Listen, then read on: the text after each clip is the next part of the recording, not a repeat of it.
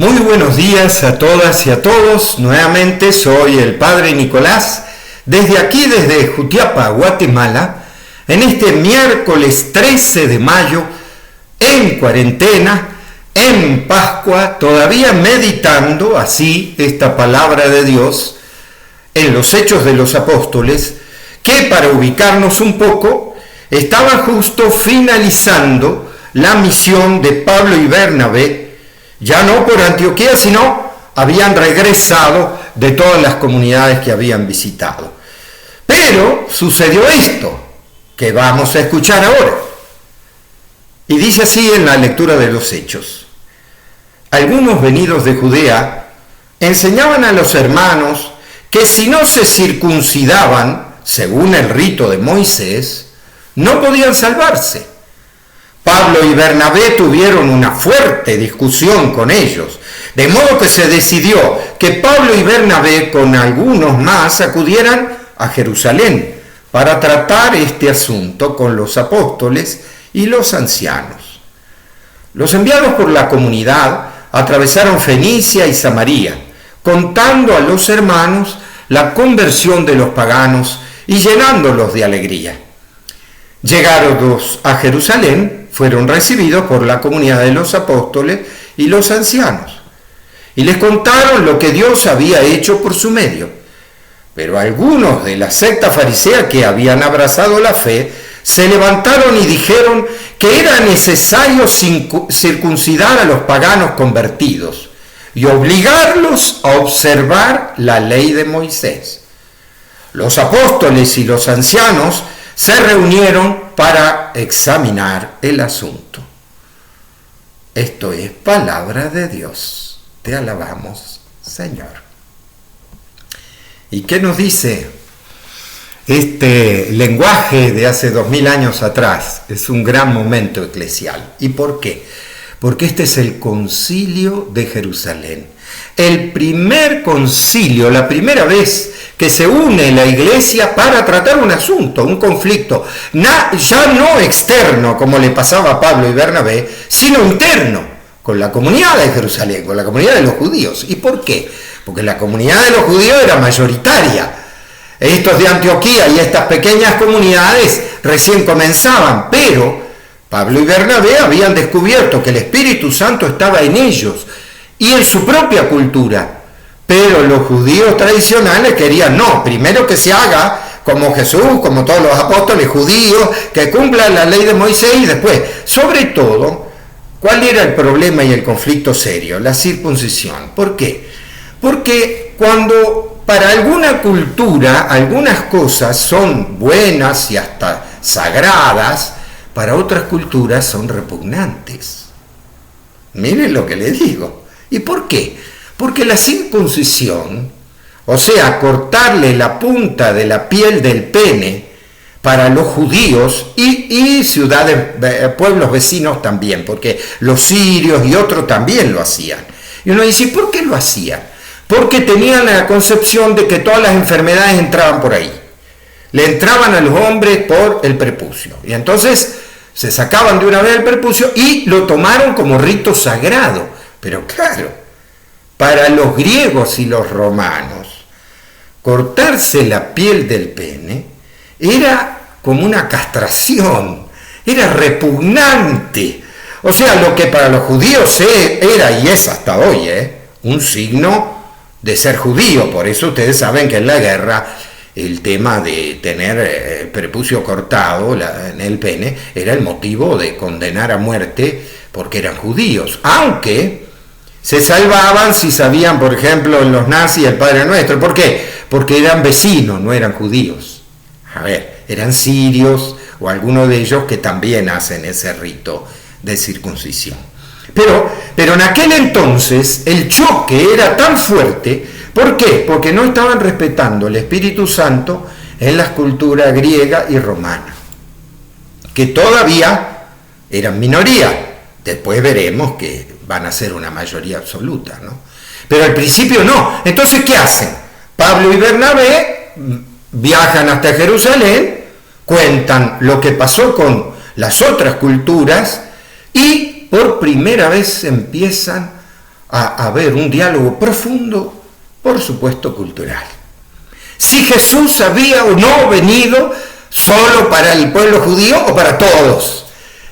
Después veremos mañana las discusiones acaloradas, así dice los Hechos de los Apóstoles, o sea, se pelearon muy duro. Sin embargo, Pablo y Bernabé se mantuvieron firmes. ¿Por qué? Porque ahí se abrió la iglesia a la catolicidad.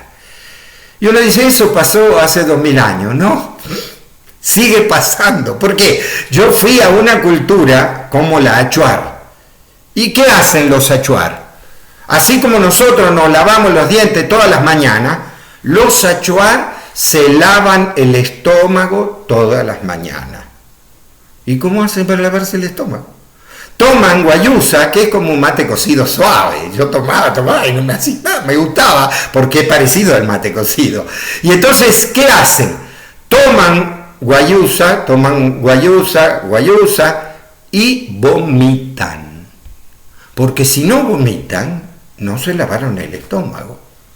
Claro, el vómito para nuestra cultura es una cosa bastante rechazada, bastante indigna, se podría decir. Pero ¿qué pasa? Para ellos no. Es lavarse el estómago, si no, no puede uno empezar a tomar chicha o empezar a comer porque tiene el estómago sucio. Consecuencia, con los achuar yo tuve que aprender a vomitar. Y me costó, pero era el único modo de purificarme el estómago. Entonces tomaba guayusa, tomaba. Y al principio me costó mucho porque yo no vomitaba, porque me gustaba la guayusa. Y entonces, no, hasta que me dijeron, padre, usted tiene que aprender a lavarse el estómago. Y entonces, bueno, tuve que tomar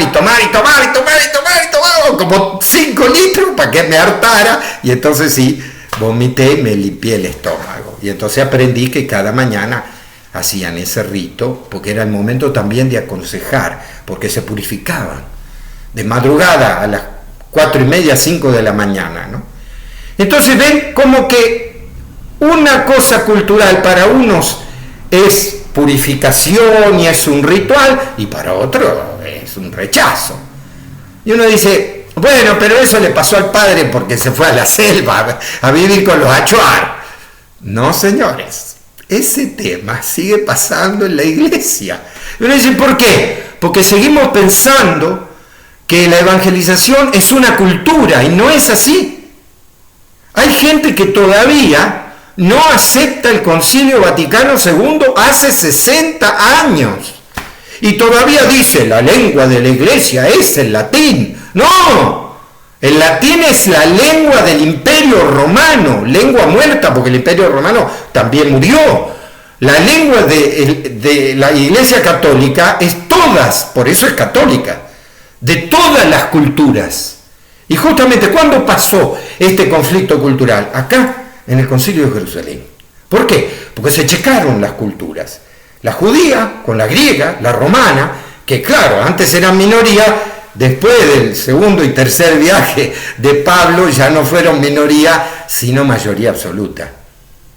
Y ya no era la cultura. Fue tan fuerte el cambio cultural que cambiaron hasta la nomenclatura y el día ritual. Miren ustedes. Y uno dice, ¿por qué? Porque el día sagrado era el Sabbat, el sábado. El día que Sabbat quiere decir descanso, porque Dios descansó. Y para nosotros, ¿cuándo es el día de descanso? El Dominus, el día domingo, el día del Señor, el día domingo. ¿Y eso quién puso? Eso es una lengua romana, latina, greco-romana, que decían el día del Señor no es el sábado, sino el domingo. Fíjense que hasta cambiaron el día del sagrado, y es lo que tenemos hoy. El día sagrado se cambió, ya no es el Sabbat, como los judíos siguen siendo, sino el Dominus, el domingo. Y se siguieron cambiando, porque hoy en día no podríamos rezar en latín porque nadie entiende nada, porque es una lengua muerta, el imperio ya terminó. Y sin embargo hay gente que todavía se resiste a un cambio cultural. ¿Se acabó esto en pandemia, en cuarentena? No, nos hace ver más todavía el cambio cultural. ¿Por qué? Porque si hoy no tenemos internet, no tenemos cibernética, no entramos en los medios como los curas que invadimos los medios, pues nos quedamos fuera de la realidad. Y uno dice, ¿qué? ¿Qué rechazo va a haber en eso? ¿Cuánta gente no quiere prender o aprender una aplicación? Son cibernéticamente resistentes y se quedan afuera, porque no se comunican con el mundo y con los demás. Porque ese es el desafío de hoy, un cambio cultural. ¿Qué quiere decir? Que en la forma cultural de hoy, el desafío es este: ¿cómo vivimos el reino de los cielos, el Espíritu Santo, la buena noticia de Jesús, en esta forma cultural que nos llega? Por eso en esta cuarentena, más que nunca, pensemos en este cambio cultural. No, pero que se acaba el mundo, dicen algunos, pero no, es un cambio de época, nada más. Vamos a cambiar ciertas cosas en la iglesia, claro. ¿Por qué? ¿Y por qué? La realidad nos está diciendo eso, es hora de cambiar. Yo cambié, porque antes no hubiera hecho estas filmaciones ni loco, y ahora resulta que todos los días es mi tarea para poder llegar a todas y todos ustedes.